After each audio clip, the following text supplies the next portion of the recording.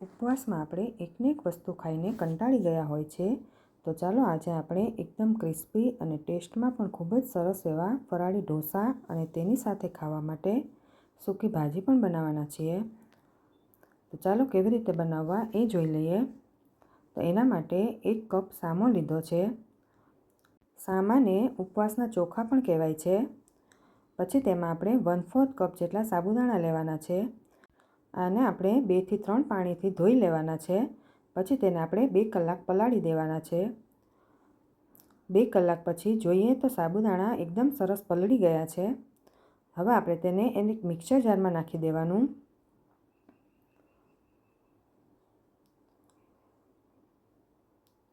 પછી તેમાં અડધો કપ જેટલું દહીં એડ કરવાનું છે. હવે એ જ કપમાં આપણે થોડું પાણી લઈને એ પાણી એડ કરી દઈએ. પાણી પહેલાં વધારે એડ નહીં કરવાનું, જરૂર હોય એ પ્રમાણે જ પાણી એડ કરવાનું. આપણું બેટર ઢોસા માટે તૈયાર થઈ ગયું છે. હવે આપણે તેમાં મીઠું એડ કરી દેવાનું છે. પછી તેને સારી રીતે મિક્સ કરી દઈએ અને જોઈએ તો ચમચામાં સરસ કોટ થાય છે તો આપણું બેટર બરાબર છે. હવે 1 કલાક માટે આને ઢાંકીને મૂકી દેવાનું છે. તમારી પાસે ટાઈમ ન હોય તો અડધી કલાક પણ મૂકી શકો છો. હવે આપણે સૂકી ભાજી બનાવી લઈએ. તો તેમાં 2 ચમચા જેટલું તેલ લઈ લીધું છે.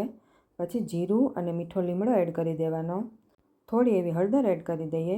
હળદર તમે ઉપવાસમાં ન ખાતા હોય તો સ્કીપ કરી દેવાની. પછી તેમાં આપણે 1 નાનું ટમેટું એડ કરી દેવાનું. પછી મીઠું સ્વાદ પ્રમાણે એડ કરી દઈએ. તેમાં 1 ચમચી જેટલા આદુ મરચાં મેં એડ કર્યા છે. હવે તેને સારી રીતે સાંતળી લઈએ. ટમેટાં સોફ્ટ થાય પછી આપણે તેમાં 1 ચમચી જેટલો મરી પાવડર એડ કરી દેવાનો છે.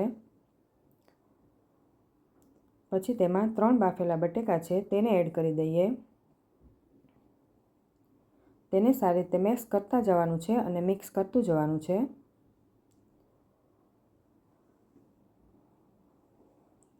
પછી તેમાં અડધો લીંબુનો રસ એડ કરી દેવાનો અને થોડી એવી ખાંડ એડ કરી દઈએ.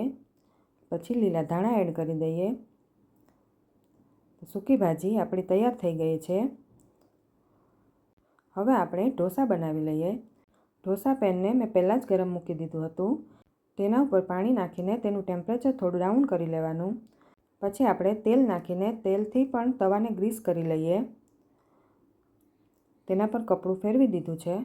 હવે આપણે 1 ચમચી ઢોસાનું બેટર લઈ લેવાનું. તેને આપણે સારી રીતે સ્પ્રેડ કરી દઈએ.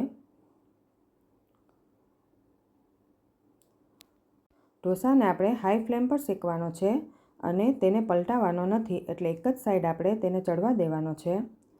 થોડો ચડી જાય પછી આપણે તેમાં તેલ, બટર અથવા ઘી તમારે જે પણ નાખવું હોય તે તમે નાખી શકો છો. હવે થોડો બ્રાઉન થાય પછી આપણે તેને જોઈ લઈએ.